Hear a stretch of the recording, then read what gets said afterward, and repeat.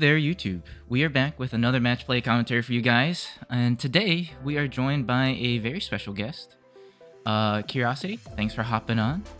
Appreciate you. Hey, thanks for having me. I appreciate being here. Totally. But yeah, it was fun. We got to play some cam matches for you guys. I know Kiri, you're kind of on the Ghost train and super excited for it, so we're able to get some Ghost Matchplay up for you guys. So hopefully you all enjoy it. I'm on the left here playing Xros Heart, and she's on the right playing Ghost. So it was a fun match. I think we also got to show a lot of what Ghost can do, which I'm super pumped for. Let us know what you guys think in the comment section down below. Also check out her channel. I will link her Twitch, her YouTube, and everything down in our video description. So please do check her out. Great content. And it's been really fun just hanging out and chilling. So without further ado, let's hop right into it over here. Woo! All right, so I'm enjoying the new Xros Heart. This is a little bit of a tinkered build from our previous Xros Heart video. I did change a little bit of it to put in the new EX6 stuff just because I wanted to try it out. And we have a decent start. We just go ahead and drop a Taiki to cycle and tuck a, I believe it was an Omni Shout underneath. And you also are getting some pretty good setup going. Yeah, I had a nice little analog youth there. I was like, okay, we're kind of playing with the, not only just running the pure Ghost line, but of course it does need some extra searching abilities and some easier grabs. So I thought the analog youth was a great way to do that. And of course, on top of it, once you get into your level 5s, they're always getting deleted as your level 5s and your level 6s. So I thought, you know what? The analog youth is going to save my butt with gaining memory and causing my hatches to go a lot faster. For sure. And then for my turn, I just went ahead and swung. I used the Pikmon effect to start tucking stuff under my tamers. The new cross stuff is neat because you really rely on tucking stuff and then utilizing stuff that's under your tamers more so, I think, than the other one. So that triple tamer that we dropped is super important for it. And then we pass turn to you, and you were able to climb up into a little bucket guy. Yeah, so this is the draw one, trash one, which is really nice for helping me get to my level 5s. So that way I can go into Phantomon and activate my execute to pass turn and start triggering all these on deletion effects that I've got here. So I believe the Ghostmon gains me 1 memory, and then the Demi Mirror actually lets me grab a ghost trait from trash again and bring it back to my hand. And then the Phantomon lets me play out something, which I ended up playing out the Ghostmon as a different way to get it going.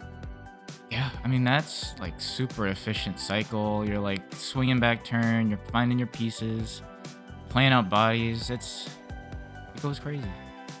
Yeah, and I find the biggest challenge with Ghostmon is, or the Ghost line in particular and Necromon, is timing your on deletions. Because if you mistime them incorrectly, then you lose out on one of them. For example, if you take away, let's say, your Necromon from your Demi Mirror, then the Necromon wouldn't be able to trigger its effect because it's no longer in trash. So you have to I kind of treat it like, is it, what was the one? Ophanimon, the fall down mode from the Mastemon deck. So that same premise of be careful of what you're grabbing first because it could cost you. So it takes a minute for me to think through the cycling to be okay, I'll do this one first, then this one, then this one. You still have some flexibility though, because you do have a little bit of play there with how you want to do it, but you have to be mindful not to mistrigger the wrong thing. That's fair. So I get a little bit more cycle going. We go into an X3 for a cost of 1 using the Omni, Ballista, and Jaeger Darulu. We attempt to check at 6. We do end up dying. So we do tuck 2 of my pieces underneath one of my tamers. So we'll do the Omni and the Ballista. We were able to grab an EX6 off of that, which is pretty nice. I was just well, if I can get all the right setup going, maybe that can come into play. And then we just drop a Taiki to pass turn. And I think you're in a good spot. I mean, you go training up into a little guy there. And this is where I remember I looked at my thing. I was like, oh, I'll go Baki, which in this particular Baki, it's the BT21 that lets you play out a Violet if you have 1 or fewer tamers. And I looked down and I saw 2 analog youth and I was like, oh, I can't get the Violets out for free. What do I do? So I think that kind of messed with my head and how can I get the Violets out to help me get my builds and my cycles a lot faster with the 2 analogs on the field. But they were very strong. I think looking back, I was thinking like maybe just do one analog, then get the violet out, and then just play the other analog, because the analogs are pretty cheap to play. They're only 2 cost, whereas the violets are 3 and 4 cost, I believe. For sure. Yeah. You do some pretty nice things here too. You executed, you gain memory off of your inheritables, and you gain more memory off of analog youths, and then you can go into a Yeah, I think I candle in the gained back. almost 4 that time, which was pretty good. So it was a good memory gain to hold on to turn for a little bit longer and get some extra plays out, maybe get into that level 5. Yeah. Which we might see here, because you have the Bake going. You could go into another one. Yeah, I think I was deciding which one to go into. Yeah. So I ended up deciding on the blocker. Like, I know it was a more costly one to do, but I knew that the next turn I was going to get onslaughted by everything underneath your tamer. So I was like, I think I need to play a blocker out just to try to save my butt a little bit. Yeah. So we do try to swing. But this was like here. a lot of good back and forth. Yeah. We do poke with the shout, and we do get punished. Because we do hit the judgment option. Mm-hmm. So you play out another level 5 that has blocker. And I'm like, what do? So we do play out the Akari for 3, which lets me play out a Darulu here. So we'll play out one of the new Darulus, which is here we kind of see that Evo via effect from under one of my tamers. So we can go into a Jaeger Darulu for free. And then on play and on Evo Jaeger, we can suspend one of your fellas, and then they can't unsuspend and can't activate when Digivolve in effects, which is pretty neat. So yeah, we go ahead and of course, suspend you want to go one. for the one with all the inheritables, because that's the way you got to do it. Yeah, and I was like, well, if a Necromon comes on that stack, that's probably going to be more punishing. Suspended that, and then we go into, looks like we're probably doing an X4 here. I were to assume. Yep, we go into an X4 for 1. Go ahead and draw 2 off of that, and then attempt to poke at 8k. Yeah, so I did decide to block that one because it was like I only have 1 security left, and there's still like 2 bodies on the field that I have to manage. So yeah. Oh, I will say I did forget that we do have piercing. I totally did not remember that when we were playing. We do have piercing, but we just since we survived the attack, we pop it, restand the tamer, tuck all the stuff, and we can go into an X5 here, which is still pretty good. And then we pass over 3 by going into another Taiki. I guess in theory would have been able to wrap it up, but I always forget that the new stuff has piercing. I'm so used to like old crossheart stuff. And speaking of forgetting things, this is where I realized way too late, like when I swing with this Candlemon, because it was like, ooh, retaliation, I could get rid of a body. I realized I could have played this a lot differently and maybe have managed turn a little bit better, especially since the Metal Phantomon can't unsuspend yet, and when Digivolving effects don't trigger off of it either. So I could have actually played that a lot better, because we did grab that Demonic Disaster in the earlier turns. I could have just Demonic Disastered the Candlemon and then unsuspended the Metal Phantomon, had a blocker live again, and then gone into either a Reapermon or into a Necromon or whichever was in my hand. So that was kind of a play where I was like, oh, I should have just done that, because then it would have worked really well. Totally. So now here's where the big debate of what do I do goes. And I see this point, I was like, oh, I should have just done that. So I was like, okay, let's get a Violet out. Let's see if we can cycle at least a little bit. But because I didn't have Execute, I couldn't do much. So if I had that unsuspended, the Execute would have been live. It would have been a lot cleaner. So yeah, but it was a lot of fun, and just kind of realizing like, oh yeah, I should have done that first. But that's why we're here, right? Yeah, that's why we're here. That's why we're testing. That's why we're practicing. And like you said, dude, there's like a lot of stuff going on with your deck. Like there's a lot of like different effects popping off, and like sequencing, like you said, was huge. We do an ace play. Oh yeah, this is when I remembered, wait, I could do something. I have the ace. So we're trying to read the card off. Yeah, you went into the BL's ace, which is I think you pop something, and then if you have 10 or more cards in your trash, you can pop like bigger body, I guess. Yeah, it's something like that. Though it's not that you can pop 2 Digimon. It's like you delete one level 6 or lower Digimon. Mhm. And then if you have 10 or more in your trash, you can delete a Digimon instead. So the level ends up being a bit different. Mm. But you definitely had that game won very easily. And I think it's my first time playing against Xros Heart in a very long time. I don't think I've seen... How long ago has it been since I've seen like a proper like Xros Heart deck? I think Cross hasn't been around since like probably BT12, I think was the last it was like somewhat viable. And even And then it was probably getting felt phased out by short-lived. hunters. Yeah. Yeah, it felt... I remember it was there and then it was gone. Like I was like, this is very short-lived. But glad to see it's kind of coming back and it's actually nicely balanced enough for play against other decks too now that are going to be coming out. So I think it's going to be a lot of fun to bring back this type of cycling, especially with like Purple Hybrid being around. I think this is going to be another one of those like, oh, well, I'm just going to keep tucking things under my tamers. And not a lot of people are... I think people are trying to play against the tamers, but still there's not like a lot to play against the tamers. So...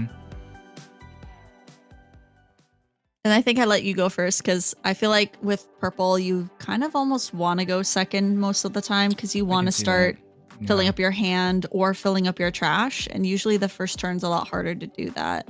For sure. So we kick it off with just a shout and a Taiki, which is a pretty standard Xros Heart play, I would say.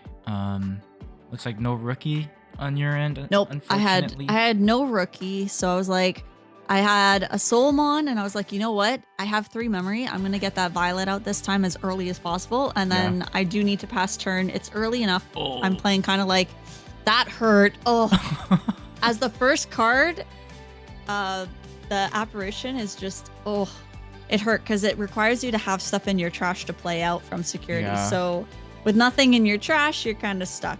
So if I had Miss Memory in my hand, that would have been a much, like I probably would have played that over the Soulmon, and that would have set that up really nice, but I didn't even have it in my hand. So I was like, oh, it hurt. Yeah. And we also were kind of just stuck on like cross stuff. We just had like a bunch of either like top end pieces, but nothing to actually cross into. So we just played out a Shoutmon and past turn. I was like, Rookie Rush, I guess, still is a thing. This is true. Yep. And here I'm in the mindset of, okay, I'm going to build blockers early because it seemed that you had some trouble against them. So it's like, if I can get either a blocker out early or if I can get Necromon out pretty early, that's Speaking kind of which, the way to go. Yep. So Necromon popped the deletions shout. trigger. Yep. We cycle 3, no tamer to play out, unfortunately, so nothing gets finished there. And then you execute, which is pretty good. Yep. And what's really nice is that the Necromon is 2 security attack, which I sometimes forget to say out loud. So, but you did hit I did hit a 12k with that one, so it would have only had 1 check anyway. Yeah. But it is nice that it is 2 checks even on execution, which is really nice for trying to get security down super fast. Totally. And then I get to cycle out my blocker, which is great, and give it retaliation with that Soulmon. So now it's even more of a threat if it dies. It's pretty good. Mm-hmm. And the Violet, good. I'm trying to decide if I want to Digivolve onto which one. So end up keeping that blocker with the Reapermon and just going into, or sorry, keeping the retaliation because Reapermon has blocker on itself as well. So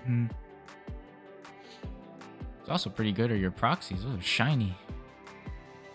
thank you. I make them with, it's how I make my tokens. I have all of the like, I don't know how to describe it. It's like the vinyl sticker paper. So I just was like, you know what? I'm going to make this proxy deck extremely shiny.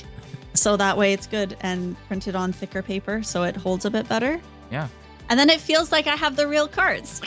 There you go. We go into an X4 here, the new X4. So same Digicross materials. You just don't get the cycle or the like end of attack stuff. You do choose to let it go. And we do hit a Soulmon. These big guy living, and then we just drop a Raptor Sparrow because we're kind of stuck, and then we are able to cycle, picking up an X3, and then we pass because we did not find anything. And then at this point, I'm like, I need to just keep getting bodies on the field or being able to like attack security as best as I can. I noticed at this point you wanted that stack to die and it didn't die. So I was like, okay, note to self, don't let that stack die until turn is passed. So that way the effects don't necessarily cost me the full game. So I was like, we're just not going to attack it. It's suspended. It can't do much unless there's some sort of magical ace play. And Reapermon has collision, which means that your suspended Digimon can't collision on it. So I was like, I know I'm safe there. So your advantage doesn't come quite yet until afterwards there, which was nice. For sure. And then finally using that demonic disaster on the Candlemon because I remembered this time. And you can see even with just that simple demonic disaster, it already helped so much. Now I have my blocker live again, and I could choose to have Necromon swing for 2 security without affecting my Reapermon, which was really good. And the 11k medieval saving the day. I'm so happy it was 11k and not 12. I'd be like, oh, again? And yeah, you execute, you start to play out your stuff. I'm starting to tuck my stuff underneath just because I die off of Necromon's effect too. And then you play out a Phantom. Yep. And I'm staring at imminent danger. Oh yes, and then we learned that Digivolving by effect on the opponent's turn, which I'm pretty sure you did a few times, but I don't know if it was when the Reapermon came out or if it was after. But now we knew. Now we know what to look for. We go ahead and swing with the shout. We'll do the pick effect to tuck a ballista underneath. We do die, so then we'll go ahead and cycle. I get saved by a Zendro. This is where you get to play out the Tamer. Yeah, the Tamer is saving the day. And we go ahead and proc that effect that we just talked about. Yep. I was just like, you know what? And it is you may, if I remember correctly. So if you did it a second time, I could have even, because I think you did it twice, right? Because you Digivolved again. I just can't remember if the second one was by effect. I don't think it was, though. I don't think so. I think I Digivolve like a hard Evo. Yeah, I think that's what it was. Because I was like, I could even theoretically wait for you to do it again and then get it the second time if I wanted. But I think that first time was good to see it actually played out. Go ahead, swing. You block, which is fair. I save 2 and I pass over with the Taiki. Yeah, and the Reapermon is 11k blocker, so that's super good against like small bodies that are constantly swinging, especially in this type of deck. Agreed. That is the one thing I am worried about with Cross. Like, I think it's still fun, and you can still get a lot of low to the ground aggression, but once like decks like this one, right? Big blockers, Dynamon is another problem card that like if they have a big wall to put up, it's really hard to do much like at all, if anything, because like your little guys can't overcome that like giant force, you know? This also would have been a great time for a Death X, I think, too, but I don't have one in the deck right now. Yeah. That could go crazy. So I think at this point I was like, I have no Ghostmons to search. They were not showing up. I run 4 and none of them were coming up. So I was like, what do I do here? And I'm thinking like, do I Digivolve on the Soulmon and then have the other Phantomon execute, which is kind of what I ended up doing. Sure. It was definitely one of those like, let's just see where we go here. I did have the Violet live, so I was like, I could get into a Necromon or another Reapermon theoretically, or even for free, which is what I actually ended up doing when I spotted it in my hand, was going into like a Metal Phantomon for free. So I think that's what I end up doing here is setting up those 2 blockers. And of course the Soulmon gave it retaliation. So yeah, it's pretty hectic body there, which was good. I mean, that's a pretty good board state. Three big bodies. You choked me to 1. I'm kind of stuck here. I think it's also fair to play safe too, because I think if you hit a Tamer, for example, I can play out stuff and kind of do some crazy things. If you hit a big body, you lose your blocker, so it's just probably better just to ensure that you've got all the resources to go for game next turn. And we're trying to do something. And I found like the Necromon wouldn't have been as useful because I could not execute a second time because the Phantomon already executed on that turn. So I was like, let's set up blockers so that way we're ready for the next turn. So now my Necromon is set up for the following turn. So we we're in a tough spot, but we were able to go X5 for free, and then we evoed on top of X5 straight into Zeeg. And then Zeeg will de-digivolve 2 and bounce a level 4 or lower back to your hand. But unfortunately, because it is not cross-hardened trait, the Ballista Inheritable does not proc anymore, so we don't have blocker anymore. And it's also tough because I think Zeeg will save itself, but I will lose all of my sources. Whereas like the X5, like if it were to die, I could just save, I think it's material save like 3. Like I'd save up to 3 things in it. Right. And then here I was debating on using the option card because I was like, okay, what combinations can we get to get things out? But I kind of still felt like it was still costly, but I just visually was like, you know what, let me see what the combinations I have in my trash are in comparison to yours. And that way I'm like, okay, if I have it, at least we're good there. But then I realized you didn't have blocker. So I was like, oh, wait, I can just swing. I don't have to set up things. We're good. Yeah, you take game 2. And I had 2 violets in my security there. That was crazy when I saw it. When I flipped them, I was like, oh, that's where they all are. Hanging out, having a good time. In the right spot, but the wrong. I think if they were first, it would have been much more beneficial than them being last. Yeah. That's pretty good. I think once you get into your top end there, it can do a lot. Like execute is such a neat keyword. And I'm excited to see like how they kind of build on top of it. Because I mean, as a Liberator like pro tag, I feel like these decks are only going to get more and more support moving forward, you know?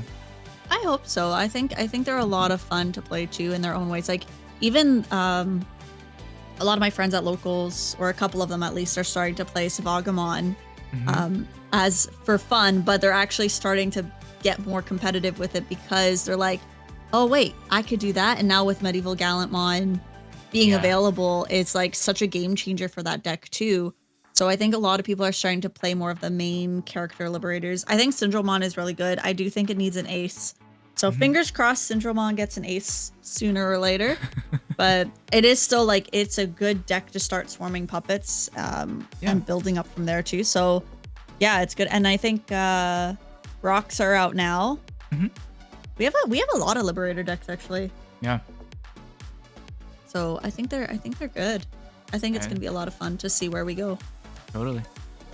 We're both pretty stuck here. Yeah, this is where you played a Tamer, I played a Bakimon, and then you played another Tamer and I played another Bakimon because I had nothing in my hand aside from option cards, a level 6, I think, and the Baki, and I was like, all right, here we are. Yeah. But you go into a Phantom and choose not to execute here, which is fair. And then we go ahead and I didn't want to, it was early enough, I didn't want to lose the body too. So I was like, you know what? There's nothing on my opponent's field. I was like, let's just keep it for now. And I think I do that actually a few times. I wanted to try it and see, like, because I know with sometimes my play style is when the body's out, I'll swing it. So I was like, let me try not to swing it and see what happens. So I think it actually worked out pretty well that turn, just to, it's like they didn't get deleted anyway. So I knew I would be pretty safe with them. And you don't have a lot saved under your Tamers yet either. So I was like, okay, maybe I can stall a bit longer. Totally. So yeah, we go into Sparrow. We go ahead and use the Sparrow when attacking effect to go into a Raptor Sparrow to continue cycling and pick up some more pieces. So we're debating, and we do pick up the Shooting Starmon, and then unfortunately this fella's got Collision. So one of your bodies has to block, and we end up dying, tuck in the Raptor Sparrow. And that's like the one thing for me that I feel like moving forward, I actually might even just cut out the new Sparrow stuff and just put in the old BT10 Sparrow. Just because I feel like Collision is just sort of meh for this deck. Because he's such a low body. Like, it's nice to get rid of maybe like if you had like level 3s out on board and that's it. But any other board state is just sort of feels meh. That's fair. That makes sense. Yeah, because especially because a lot of decks now have like bigger bodies that also have Collision too. So it's harder with the lower bodies having it because it's like, okay, you're just realistically, you're forcing them to suspend and maybe setting up for something else down the line. And that's why the collision's there at a much lower level. Right. Or it's just forcing you to save if you have no sources under. Mm-hmm. But here we're trying to set some stuff up. We go into an X3 here, just using 2, so it does cost me 3. But using the 2 Zendros will make it a little bit more efficient. Attempt to swing after we cycle. We do pick up an X4 and a Darulu. You will block with this one, and then we'll go ahead and save our sources again.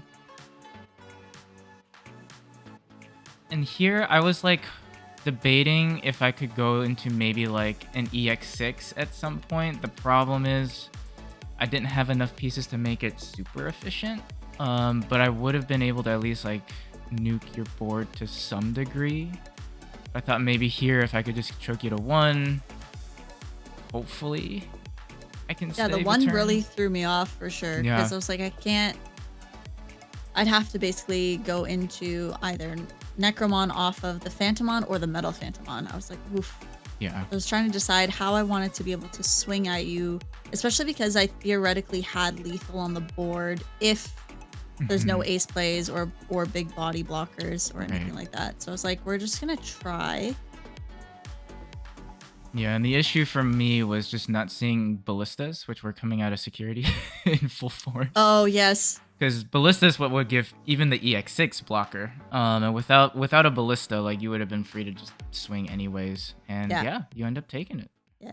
And I think I timed that, like, theoretically, if you did have something on the field to prevent it, I was like, I could play out the Baki from the Phantomon, and then I could literally Demonic Disaster it to unsuspend something and kind of get one more check-in for game kind of thing. So that was kind of why I was saving that middle Phantomon to be like, I don't want to swing this and risk it dying. Yeah. Just in case I need it to go into a Necromon for an extra check or something like that. For sure. And Demonic Disaster, ooh, it's such a good card. It's an old one. It is. Man, it's really, really good. It works really well with this deck for sure. I think this deck makes it a very strong card in essentially once you get your body wide enough, you're literally just like for such a little cost, you're getting an extra swing, or especially with the Necromon, you're getting an extra 2 checks with it. So it's a very useful card to keep in the deck and keep handy. Spicy aggression for sure. But yeah, you take it in 3. So hopefully you guys enjoyed this video. Like I said, I think it was a pretty good illustration of what like Ghosts can do. And I know a lot of us are super excited to play it. And also be on the lookout because Kiri is going to be doing a deck profile for the channel, which is super awesome. Oh yeah. And she'll be kind of walking you guys through her list that she played here today. And then also maybe talking about like just the archetype in general, which I'm just super excited for it. Thank you for hopping on. We really appreciate Thank you for having me. I appreciate being here and hanging out and playing some games. So thank you so much for having me, and I appreciate you. And for everybody watching this video, I appreciate you all here as well, watching it and checking out my deck. So hopefully you enjoyed the battles and all the plays that were there. Totally. Hit that like and subscribe button if you guys are enjoying the content. Go and check out Kiri's channel, please. You also do, correct me if I'm wrong, weekly streams on Twitch? Yeah, we do weekly streams on Twitch, usually on Sundays. And then sometimes we'll stream some other games during the week, or depending on what our flexibility is. But usually there's friendlies on Sunday where I just play against you guys, and you guys can test out whatever decks you want, whether it's webcam versions, Drasil, DCGO, or even now Gundam, because I know a couple people are hopping into the Gundam train. So I do have a Gundam deck if people are like, I want to play Gundam with you. I'm like, all right, let's do it. So pretty flexible for Sunday friendlies and nothing too crazy. We do best of ones only for time, so that way we can get through as many people as we can, and we just kind of hang out and chill. It's a fun time. Yeah. Nice. So yeah, check her out. I'll drop all the links down in the video description below, and hopefully catch you all on the next video. Bye-bye. Bye.